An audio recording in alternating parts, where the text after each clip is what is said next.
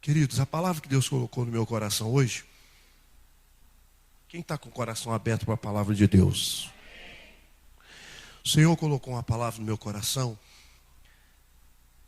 que o tema é: sou de Jesus, e agora? Primeira coisa que você tem que me responder: você é de Jesus mesmo? Não responda para mim não, quem sou eu não para ficar querendo saber da sua vida. Mas responda para você mesmo: você é de Jesus mesmo? Primeiramente, se você é de Jesus, você tem que saber quem é Ele. Olha, vai vir uma metralhadora agora, então prepara a caneta aí, amém, irmãos? Porque tem versículo que eu nem vou, eu vou só citar aqui. Quem é Jesus? Jesus é o Filho de Deus. João 3,16, o versículo principal da Bíblia. Porque Deus amou o mundo de tal maneira que enviou o seu único Filho, para que todo aquele que nele crê não pereça, mas tenha vida eterna. Jesus é o Filho de Deus. Jesus foi enviado, Ele é o próprio Deus. João 1 fala isso. Ele era o verbo que se fez carne, habitou entre nós, e o verbo estava com Deus, e o verbo era Deus. Mas Ele é o Filho de Deus. Ele foi enviado a essa terra para tomar o meu lugar e o seu, para levar os nossos pecados, para ser condenado pelos nossos pecados. Porque o pecado de Adão, por causa de um homem que pecou, todos pecaram. E o pecado afastou a criação do seu Criador. Jesus veio para restabelecer a intimidade do Pai com seus filhos. Jesus é o Filho de Deus. Se você crê nele, você não vai perecer, você vai ter a vida eterna. Jesus, querido, Jesus, ele é o único caminho. João 14,6 diz assim: eu sou o caminho, a verdade, a vida. Ninguém vem ao Pai senão por mim. Jesus é o único caminho. Não existe outro. Nada do que você fizer nessa terra, seja de bom ou de ruim, vai te levar a Deus. O que te leva a Deus é Jesus. Através dele nós temos acesso ao Pai. Jesus é o único caminho. Jesus é a única verdade. Qualquer outra verdade deste mundo é mentira. A única verdade verdadeira, até uma redundância, mas a única verdade real é Jesus. Ele é a vida. Jesus é o caminho, Jesus é a verdade e Jesus é a vida. Fora dele não existe vida. Ele é a vida. Você passou a viver o dia que você entregou sua vida para ele. Antes disso você não vivia. Agora, se você é de Jesus, significa que agora já você não vive, mas é ele que vive em você.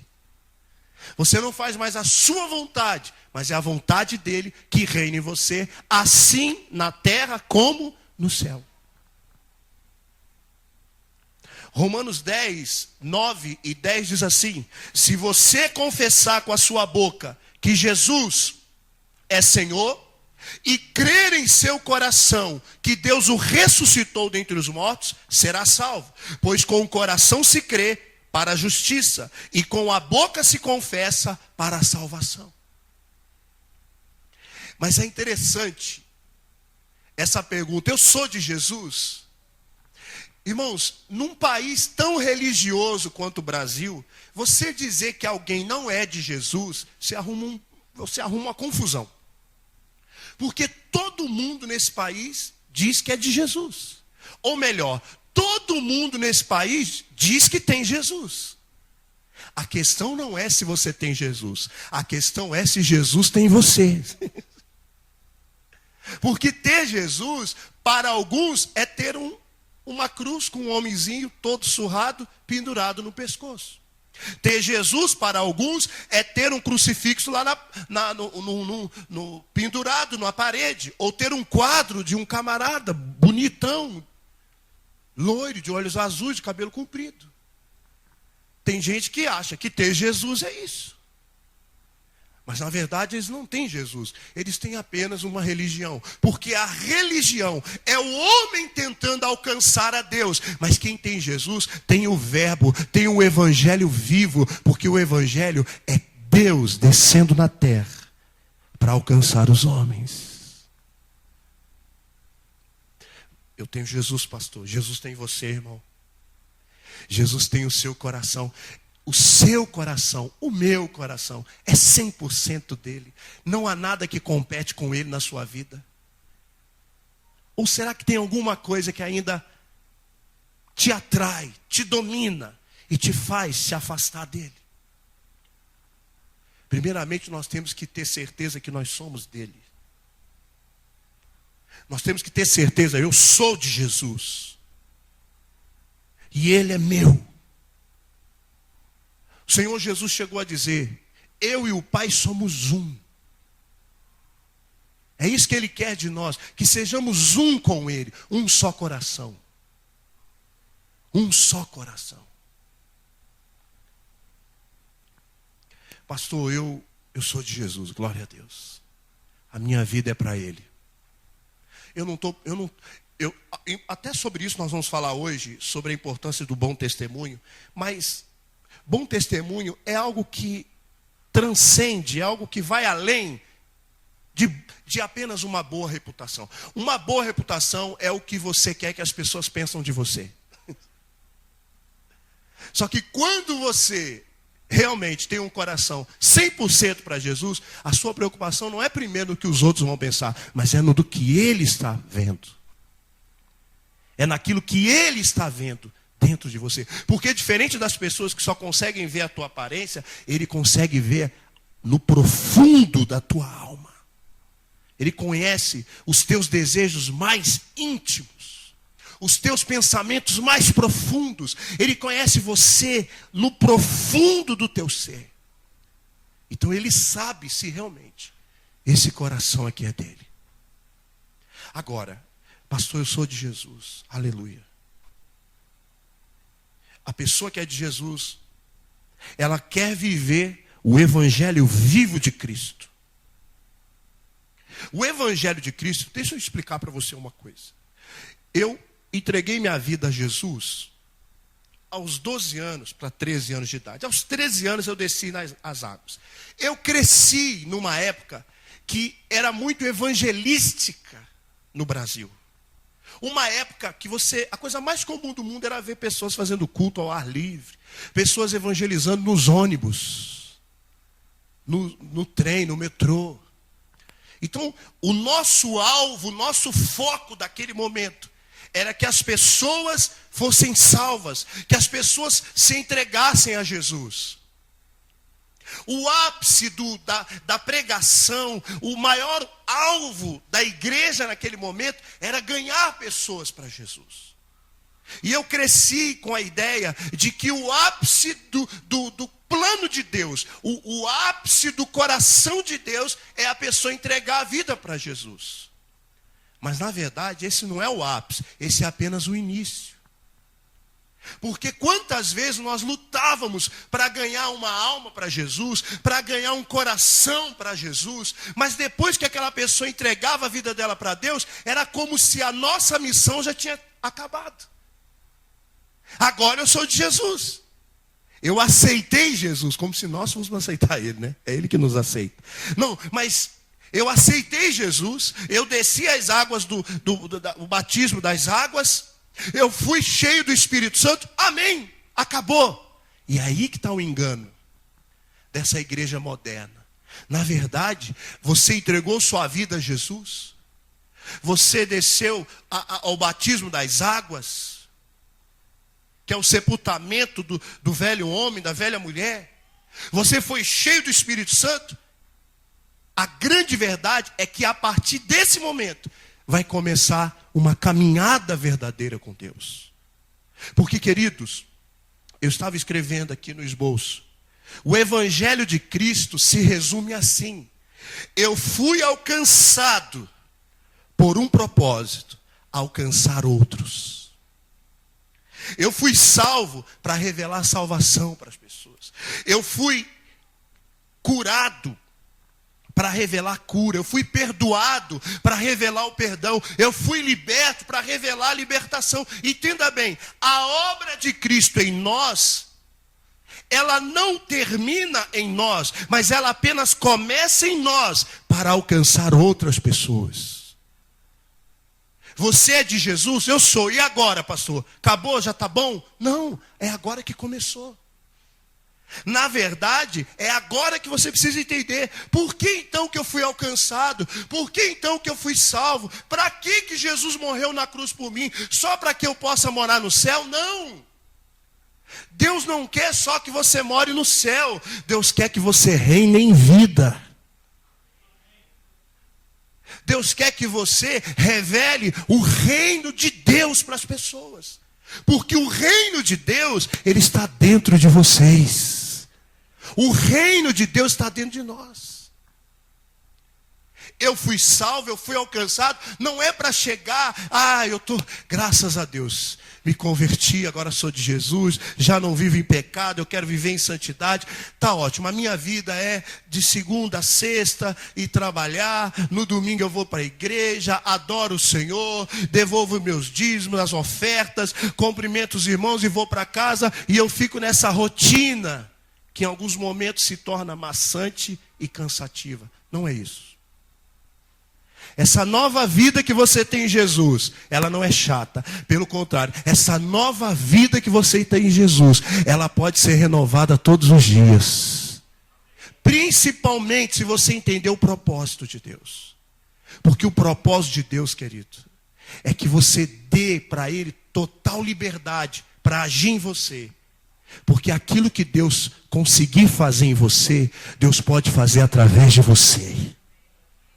Aquilo que Deus não pode fazer em você, Ele não vai fazer através de você. Agora, aquilo que Ele consegue, que Ele pode fazer em mim, que eu permito Ele realizar em mim, Ele pode fazer através de mim. Quem está entendendo isso? O Evangelho, ele começa, vinde a mim. Mateus capítulo 11, versículo 28 ao 30, diz assim... Mateus 11, 28 ao 30. Vinde a mim, todos os que estão cansados e sobrecarregados, e eu darei descanso a vocês. Tomem sobre o meu jugo e aprendam de mim, pois sou manso e humilde de coração. E vocês encontrarão descanso para as suas almas, pois o meu jugo é suave e o meu fardo é leve. O Evangelho começa, vinde a mim. Queridos, eu quero dizer para você nessa noite, Jesus continua chamando, vinde a mim. Entenda bem, esse vinde a mim, querido, não pode ser atrapalhado pela igreja. Nós como igreja não podemos atrapalhar o chamado de Deus, porque quando Ele fala vinde a mim, Ele está chamando todos. A pergunta é, a igreja e a FAD, porque eu não posso falar de outras. Somos um corpo, igreja de Cristo na terra, mas somos vários membros, distintos um do outro, mas todos necessários.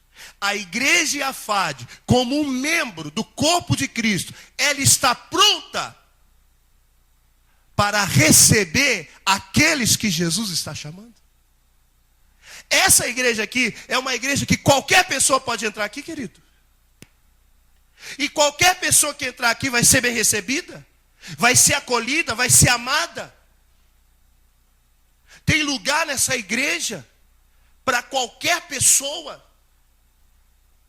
Ou será que as pessoas que Deus... Porque o chamado de Deus continua hoje. Ele continua dizendo, vinde a mim, você que está aí, perdido, no lodo e lamaçal do pecado. Você que está sem esperança. Você que está sem forças, vinde a mim. Irmãos, a igreja de Jesus, Ele é o Senhor da igreja. Ele está dizendo, vinde a mim. Mas a igreja está disposta a receber aqueles que Ele está chamando. Querido, o Evangelho começa, vinde a mim. Mas ele não termina, vinde a mim. Ele termina, sabe como? Ide por mim. Marcos capítulo 16, versículo 15 ao 18 diz assim: e disse-lhes, ide por todo o mundo, Pregai o evangelho a toda criatura. Quem crê e for batizado será salvo, mas quem não crê será condenado. E esses sinais seguirão os que creem. Em meu nome expulsarão os demônios, falarão novas línguas, pegarão em serpentes, e se beberem alguma coisa mortífera, não lhes fará dano algum, e imporão as mãos sobre os enfermos e os curarão. Querido, no dia que você entregou a sua vida para Jesus, Jesus passou a morar dentro de você. E quando Cristo passou a morar em você, o poder da ressurreição está morando dentro de você. O poder da ressurreição. Você sabe o que o poder da ressurreição ele fez? Ele fez Jesus vencer a morte. Querido, o poder da ressurreição está conosco. Nós somos igrejas vivas. A igreja não é esse prédio aqui. Aliás, nós estamos aí caminhando em uma negociação. E não vejo a hora de dizer, querido, chegou o tempo, tchau. Deus te abençoe, fica com Deus, prédio. Mas deixa eu explicar para você, a igreja é você. Diga isso para o seu irmão, você é a igreja. Você é a igreja. Você carrega o poder da ressurreição em você. Agora, irmãos, o que adianta eu carregar tanto poder, tanta autoridade? O que adianta eu carregar esse Deus cheio de misericórdia, de perdão e de amor e de graça, se eu não estou disposto a assumir o meu papel como igreja? Querido, nós não podemos ser egoístas, queridos. Você foi alcançado, mas tem muitas pessoas que talvez estão sofrendo lá fora, com os sofrimentos que você sofria. Ou vamos fazer aqui uma retrospectiva rapidinho. Você lembra quem você era antes de Cristo entrar na sua vida? Você lembra quem você era antes de Jesus passar a morar dentro de você? Tem pessoas aqui que eram depressivas. Pessoas que desejavam a morte. Pessoas que viviam angustiadas, com vontade de gritar e não conseguiam. Tristes, abatidas. Mas quando Jesus entrou na sua vida passou a ter cor. Tudo foi diferente. Tem pessoas aqui que não tinham expectativa de viver muito, achavam que a qualquer momento poderiam morrer. E Jesus hoje te deu vida e vida com abundância. Amado, em nome de Jesus, nós precisamos como igreja se posicionar. Você sabe quantos evangélicos tem no Brasil? Aproximadamente 42,5 milhões de evangélicos. Queridos, os apóstolos de Cristo, os discípulos eram um grupo não muito grande. Mas eles entenderam que quando Jesus disse, olha, eu vou, mas eu vou voltar, eles pensaram que Jesus ia voltar no outro dia. E eles saíram sem tecnologia, eles saíram sem transporte como nós temos hoje, eles saíram pregando o evangelho em toda a terra, como se Jesus fosse voltar ontem. Irmãos, pensa comigo, se cada um desses evangélicos, porque a Veja te chama de evangélico, mas a Bíblia te chama de filho de Deus. Se cada um desses filhos de Deus colocasse no coração, eu vou impactar a vida de alguém. Eu vou ser canal de Deus para transformar a vida de alguém. Querido, pensa comigo. Em questão de pouco tempo, nós íamos ganhar todo esse país para Jesus. Mas nós estamos muito preocupados com a nossa dor. A nossa dor é maior do que todas. Parece que a nossa dor é sempre maior do que a dos outros. Não, eu estou sofrendo, pastor. De vez em quando parece até que tem uma competição um irmão com o outro. Quem conta mais sofrimento? Ai, você não sabe como é que está a minha vida. Você não sabe a minha. Ai, mas essa semana foi difícil. Mas a minha foi mais. Quase que fica, a minha foi mais, não a sua. quem conta desgraça maior, quem tem o maior problema. Para com isso. Eu não estou diminuindo a sua dor, mas você se engana de achar que a sua é a maior. Porque não precisa caminhar muito, não precisa buscar muito. Um pouquinho que você procura, você vai achar perto de você alguém que está sofrendo mais. O evangelho começa a vir de mim. Legal, vocês vieram, e agora? Ah, pastor, agora? Agora é o seguinte, ué. Jesus me chamou. Meu negócio agora é esse aqui, ó. Culto de domingo. Cadê o pastor Rocha? Ô, pastor. Estou aqui. Domingão. Fechado. Terminou o culto. Glória a Deus. Amém. Glória a Deus. Já foi. Fiz minha obrigação. Aleluia. Glória a Deus. Isso não é igreja, querido.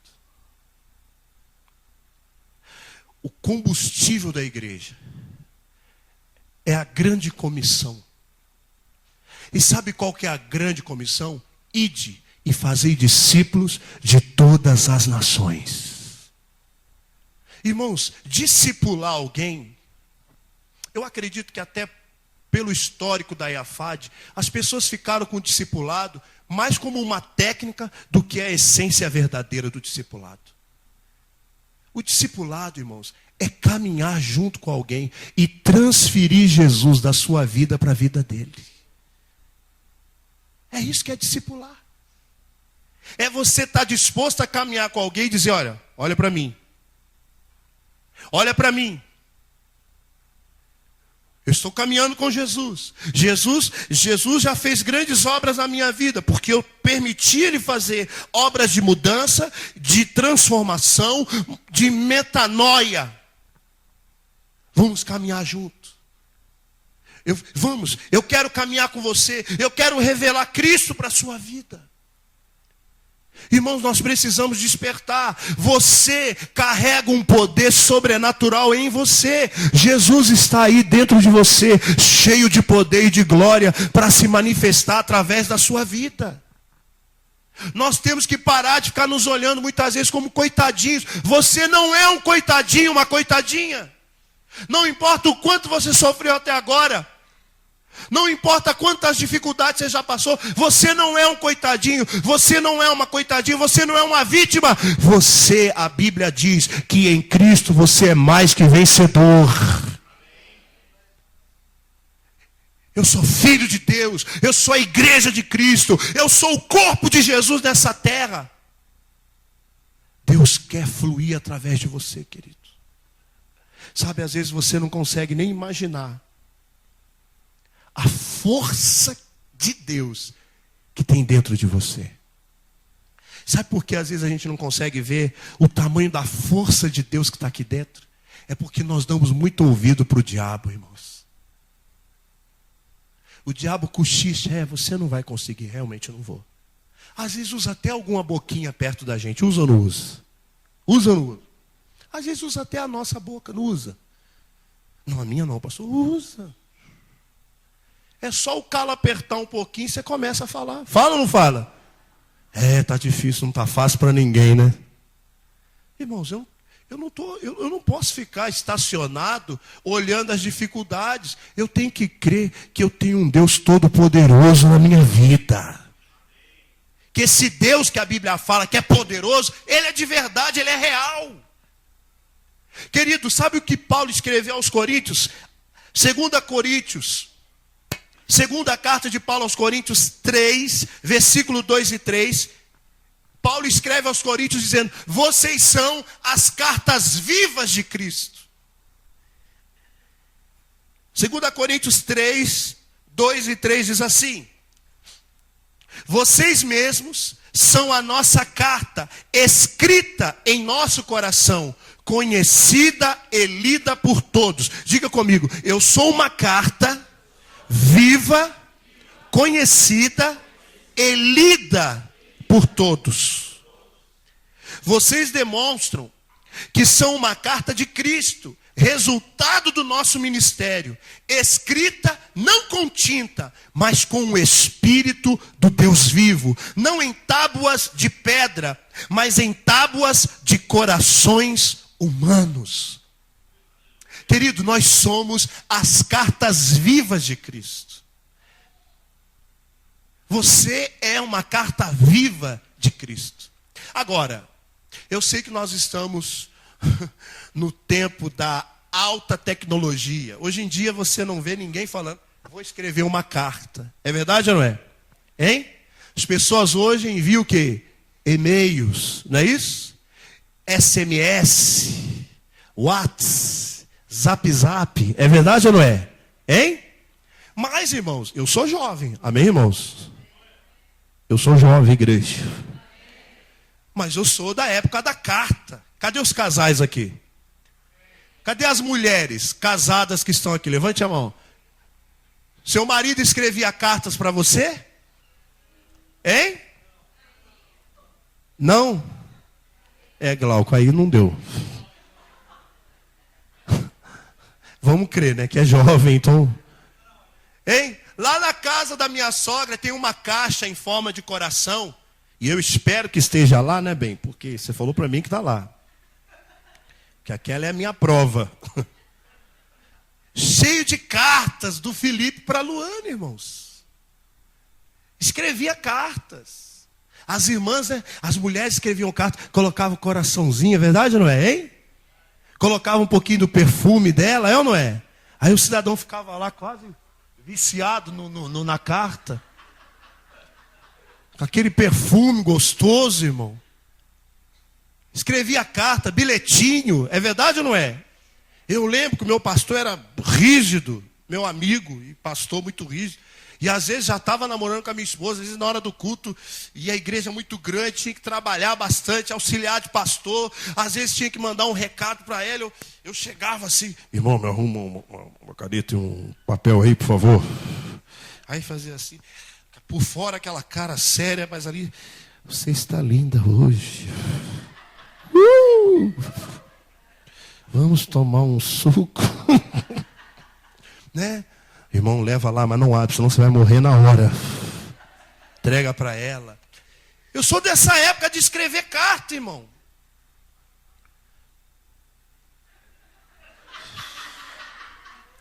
Mas deixa eu explicar para você. Deixa eu explicar para você. Uma carta, ela tinha simplesmente um objetivo: transmitir uma mensagem. O objetivo da carta era transmitir uma mensagem. Não existiam só cartas de amor, mas às vezes, assim como haviam cartas que levavam boas notícias, às vezes chegava carta, ou telegrama. Quem lembra do telegrama? Direto do túnel do tempo, né, irmão? Telegrama, quem lembra do telegrama? Para com isso, irmão. Parece que você sabe o que é telegrama. Fica querendo andar de novo, não, irmão. Você sabe. Quem já mandou telegrama aqui? Levante a mão. Eu já mandei, irmão. Telegrama. Minha mãe mandava, às vezes, no meu aniversário, todo ano, minha mãe mandava o telegrama, minha tia, feliz aniversário, filho. Mas às vezes tinha cartas que vinham com mensagens tristes. Mensagem de perdas. É verdade ou não é? Mas o objetivo de uma carta é transmitir uma mensagem. Mas voltando à palavra dessa noite, a Bíblia diz que nós somos as cartas vivas de Cristo. A pergunta é: qual é a mensagem que as pessoas estão lendo em você? Qual que é a mensagem que você está transmitindo? É uma mensagem de vida ou de morte? É uma mensagem de alegria ou de tristeza? É uma mensagem de derrota ou de vitória? Qual é a mensagem que você está transmitindo na sua casa? Porque as pessoas, elas aprendem muito mais vendo do que ouvindo. As pessoas, a começar da tua casa, elas aprendem muito mais vendo o que você faz do que ouvindo o que você fala. Você quer ver um exemplo? Fica tranquilo. Põe a mão para frente assim. Faz assim. Faz, irmão. O governo tem que ser obediente. Esquentou? Esquentou ou não? Você está vivo? Esquentou? Põe a mão agora na bochecha.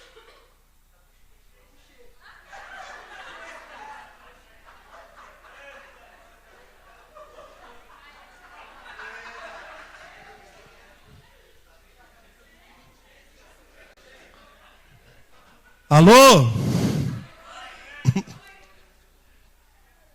Você entendeu?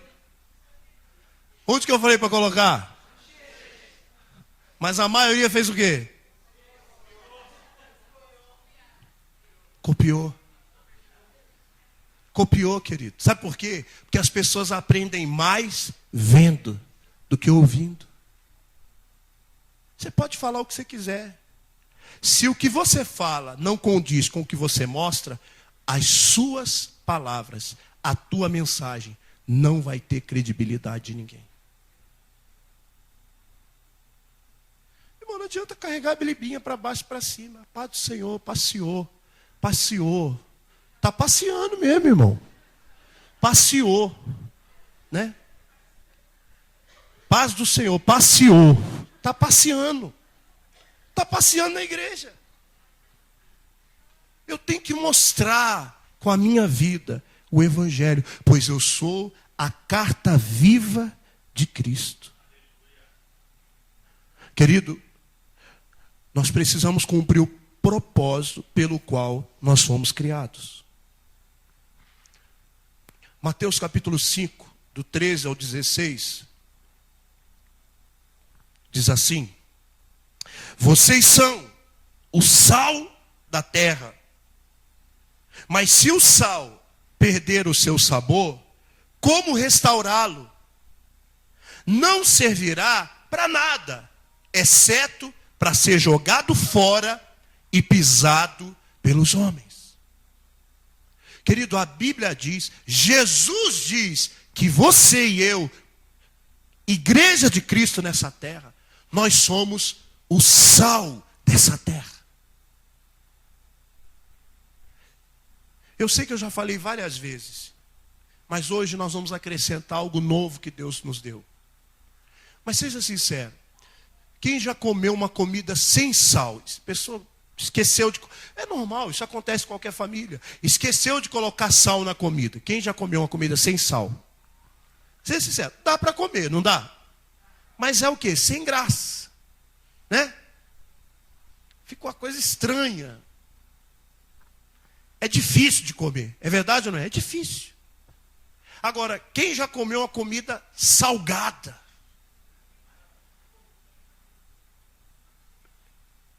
Dá sede. É insuportável. Você vai comer. Só se você tiver com muita fome, irmão, que você enfrenta. É verdade ou não é? Quando a Bíblia diz que nós somos o sal, é que nós temos que... Qual é a principal finalidade do sal? Fazer a diferença. Eu preciso fazer a diferença. Qual a diferença que você tem feito a começar? No teu lar, na tua casa. Qual a diferença que você tem feito? Porque o sal, ele tem que ser equilibrado. Porque uma refeição sem sal não dá. Mas muito salgada também não dá. Ou seja, eu não posso ser aquele cristão salgado, pesado. Escute, o nosso Deus, Ele é contra a hipocrisia. Você exigir dos outros aquilo que nem você faz. Você querer obrigar e cobrar dos outros aquilo que nem você faz. Pessoas salgadas, pesadas, que se julgam mais santas do que os outros. aonde tem muito sal, fica insuportável de você digerir aquilo. Mas, querido, eu não posso ser salgado, mas eu também não posso ser sem sabor, sem gosto. O sal, querido, é um elemento que aonde ele entra, ele é percebível. Perceptível. Você percebe ele. Fala a verdade. Você quer ver uma coisa que talvez já aconteceu na sua casa? Alguém lembra daquele dia que ao invés de açúcar, acabaram colocando sal no café, numa sobremesa? É verdade ou não é? Irmãos, o sal, aonde ele entra, ele não tem como esconder ele. Aonde o sal entra, as pessoas percebem. Ou seja, eu não posso ser um cristão que, quando eu estou no meio das pessoas, ninguém percebe a diferença entre eu e entre os outros. Existem muitas pessoas caindo no erro de que para eu ganhar alguém, eu preciso me misturar e me tornar semelhante àquela pessoa. Não. E alguns usam até a palavra. Paulo disse, pastor, eu me fiz de sábio para ganhar os sábios. Eu me fiz de tolo para ganhar os tolos. Querido, Paulo não disse, eu me fiz de pecador para ganhar um pecador. Você não vê Paulo dizendo, eu pequei para poder ganhar o pecador. Não. Quando ele fala que ele se fez de sábio, de tolo, é que Paulo não permitiu que houvesse qualquer tipo de distância, mas ele, com graça, misericórdia e perdão, ele se aproximou daquelas pessoas para revelar a soberania de Cristo, a vida, a graça do Pai. Agora nós temos que ter cuidado. Se você é o cristão que as pessoas que convivem com você falam, nossa, você é diferente, você é um cristão diferente, você faz tudo que a gente faz, eu gosto de você. Irmão, você pode ser idolatrado pelos seus amigos, mas Jesus está chorando. Porque sabe quando que você vai conseguir salvar alguma dessas pessoas? Nunca. E você corre um sério risco de um desses que você acha que nunca vai se converter e ainda dizer, meu Deus, você conhecia a palavra e nem parecia. Nem parecia que você era de Jesus. Irmãos, o sal, ele tem que fazer a diferença. Qual é a diferença que você faz? Às vezes, ao invés de você contaminar as pessoas, no bom sentido da palavra, é claro, é elas que contaminam você. Aonde o sal entra, querido, ele é percebível. Conseguimos percebê-lo. Sabe qual é o dia mais feliz da sua vida, no que diz respeito a testemunho? É o dia que alguém olhar para você e falar, poxa vida, eu conheci você. Eu me lembro de como você era. Mas hoje, quando eu olho para você, eu vejo que você é outra pessoa. Você está transformado. E ao mesmo tempo, mesmo sendo transformado, você ainda tem um coração aberto. E você quer transmitir isso para as pessoas. Sal sem gosto, irmão. Mulheres, façam a diferença no seu lar. Homens, pais, jovens. Queridos, posso falar a verdade para você? Muito mais de uma pregação, uma vida transformada pode impactar muitas pessoas. Quantos pais que se converteram, porque depois que os filhos começaram a caminhar com Jesus, eles passaram a respeitar mais os pais, a falar com respeito com os pais. Não adianta você estar aqui na igreja adorando e louvando a Deus. Eu estou falando para os jovens da igreja. Se quando você chega em casa, sua mãe pede para você lavar uma louça, você fica endemoniado. Se o seu pai pede para você fazer alguma coisa, acabou. Acabou Jesus na sua vida. Não adianta, queridos. Os casais que estão aqui, Jesus tem que estar presente em toda a minha vida. A esposa pede para o marido jogar o lixo fora, ele... Eu não vou jogar o lixo fora, não. Eu não saio daqui ninguém me tira. Daqui eu não saio, daqui ninguém me tira. O marido pede alguma coisa para você, o capeta desce ou sobe, sei lá o que ele faz. Você fica louca. Não, aqui não tem empregada, não.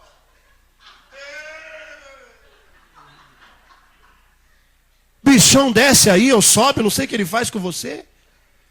Que desgraça que é essa, irmão? Jesus, ele tem que aparecer nos momentos em que você acha que não precisa dele. É nas coisas, é no dia a dia que você vai revelar Cristo para as pessoas. Não é quando você vestir a roupa de crente, pegar a Bíblia. Peraí, agora o cara quebra o pau a semana inteira no trabalho. Quando chega sexta-feira, vem aqui, querido. Jesus está voltando, hein? Domingo eu quero você lá na igreja. Jesus te ama. Aí o camarada, às vezes por educação, fica olhando e fala, mas que cara sem vergonha, rapaz. Bandido, fica a semana inteira enchendo o saco aqui, botando intrigas, contenda, cobiçando as mulheres que passam tudo aqui. Aí chega na sexta-feira, vai lá e pega a auréola, está guardada, né? Tem a asinha, né? Aleluia. Amém, querido. Jesus está voltando. Eu acho que o camarada vai falar assim, tomara que ele volte logo, te leve. Leve você embora. Irmãos, nós temos que entender o seguinte, somos cartas vivas. Você é sal, você tem que fazer a diferença. Sabe quando você vai fazer a diferença? É quando você tiver no direito de fazer o que você quiser e você for quebrantado ao ponto de não fazer nada. E só dizer, olha, Deus te abençoe. E abençoar, quando a sua vontade era quebrar a cara da pessoa. Não, pastor, eu não tenho vontade de quebrar a cara de ninguém. A Bíblia diz, vocês são o sal dessa terra, mas se não tiver gosto, não serve para nada. Sabe o que Jesus está dizendo? Na nova tradução do Filipe, na linguagem de hoje, que se você não faz diferença, você não presta para nada. Se você não faz diferença na sua casa, se você não faz diferença como igreja, você está vindo aqui para quê? Qual o motivo você está na igreja? É só para dizer que você vai na igreja? É pior, querido. Porque a partir do momento que você fala que você vai, as pessoas vão querer procurar alguma coisa em você. Vamos correr aqui. Vocês são o sal da terra. Olha o que diz. Vocês são a luz do mundo.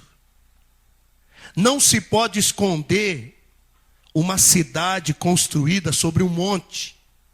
E também ninguém acende uma candeia e a coloca debaixo de uma vasilha.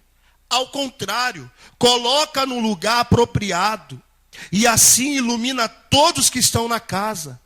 Assim brilha a luz de vocês diante dos homens, para que vejam as suas boas obras e glorifiquem ao Pai de vocês que está nos céus. Vocês são a luz desse mundo. Irmãos, é muito sério isso. Você quer ver?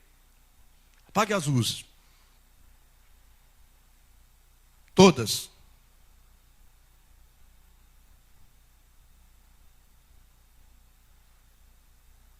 Deixa eu explicar uma coisa para você. Nós vivemos num mundo que está tomado pelas trevas. Há um tempo atrás, nós olhávamos os terroristas decapitando, arrancando a cabeça de pessoas, e nós ficávamos horrorizados. Isso acontece hoje em rebeliões de presídios no Brasil. Você vive no meio das trevas, porque o mundo jaz o maligno.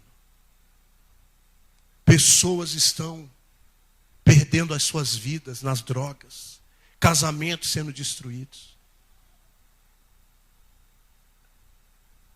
Mas olha aqui, querido, no meio de todo lugar de escuridão, uma luz. uma pequena luz é o suficiente para dar esperança para as pessoas. Você sabe o que acontece quando você está no escuro e uma luzinha se acende? Aquela luz passa a ser referência. Todos que estão em trevas vão olhar para aquela luz dizendo: eu vou me levantar e vou caminhar até essa luz, porque com essa luz eu posso sair desse lugar onde eu estou. Nós somos a luz do mundo, queridos. Você tem que ser referência na sua casa. Você tem que ser referência no seu trabalho. Você tem que ser referência no seu bairro. Você tem que ser referência aonde você estiver, porque você é a luz do mundo.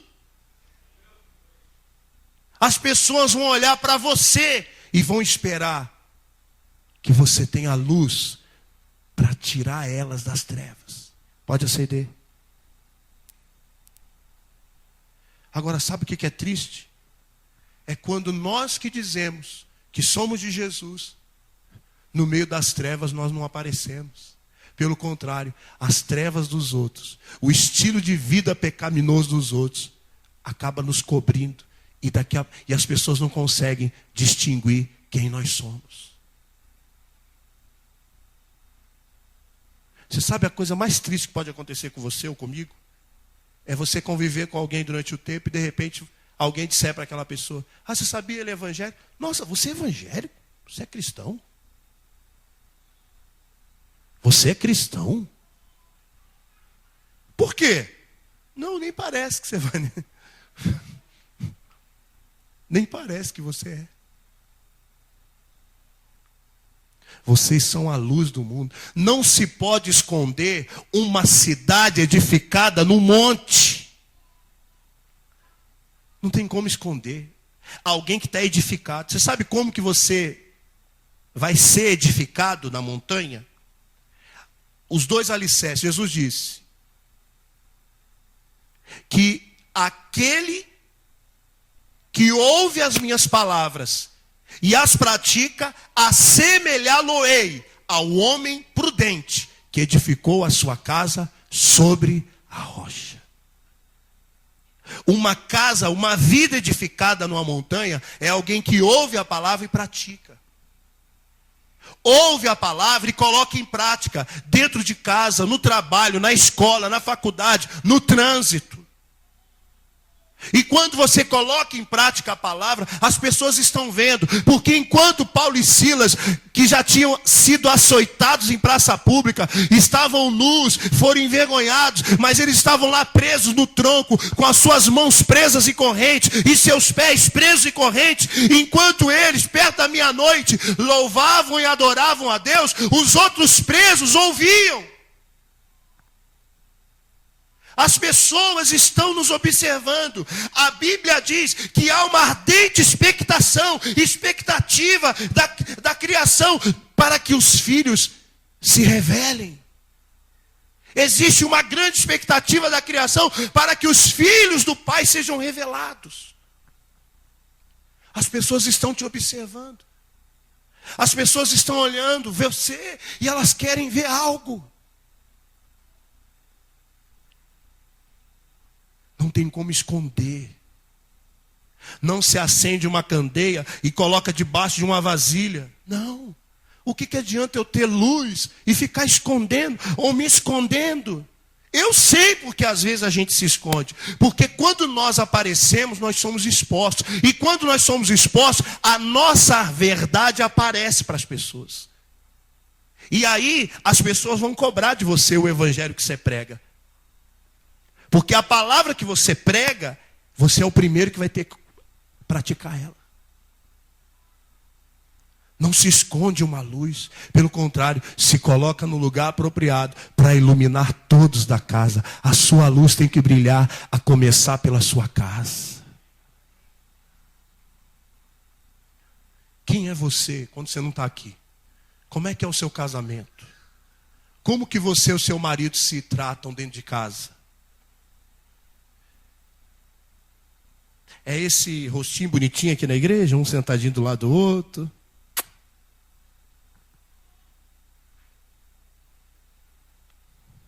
Como que você é com a sua esposa, com o seu filho? Como que você é lá no seu trabalho? Como que você é lá no curso? Lá na escola, lá na faculdade? Às vezes corre o risco de alguém lá no lugar onde você está virar para você e falar assim, ó, eu estou orando para você conhecer Jesus, tá? Estou orando para você ter um encontro com Jesus. Não, mas eu já vou na igreja. Amém. Estou orando para você ter um encontro com Jesus. A Bíblia diz, para terminar, querido.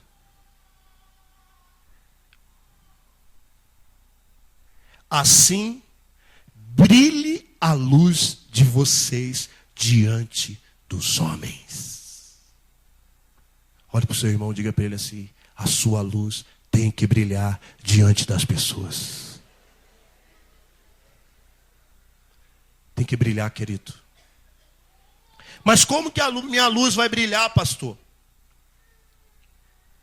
Para que vejam as suas boas obras e glorifiquem ao Pai de vocês que está nos céus. Sabe como que a sua luz vai brilhar? É quando as pessoas começarem a ver as suas boas obras, suas atitudes, seu comportamento, sua personalidade transformada. Seu testemunho, a sua vida. Querido, aprenda uma coisa, você querendo ou não, você já está pregando com a sua vida. A questão é, qual é a mensagem que você está pregando? As pessoas já estão lendo você e recebendo algo, recebendo uma mensagem sua. A minha luz vai brilhar quando as pessoas começarem a olhar para mim e conseguirem enxergar as boas obras, boas atitudes, boas escolhas. E qual é a melhor escolha? Quais são as boas atitudes? As que são tomadas à luz e a respeito da palavra. E sabe o que vai acontecer com eles? A Bíblia diz que eles vão glorificar o Pai. Fala a verdade. Quando o seu filho, quem tem filhos aqui? Quando o seu filho vai bem em alguma coisa, as pessoas já perguntam o quê?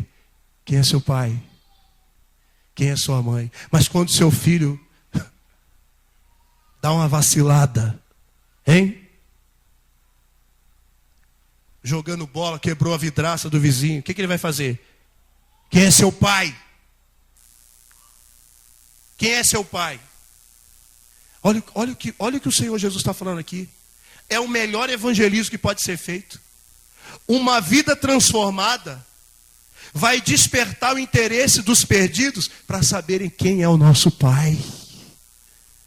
Quem é esse Jesus que pôde transformar a sua vida? Eu creio que Ele pode transformar a minha também. Conclusão, querido. Essa mensagem vai estar na folha da célula. Precisamos acordar e entender o nosso papel como igreja de Jesus, em nossa casa e em toda a sociedade.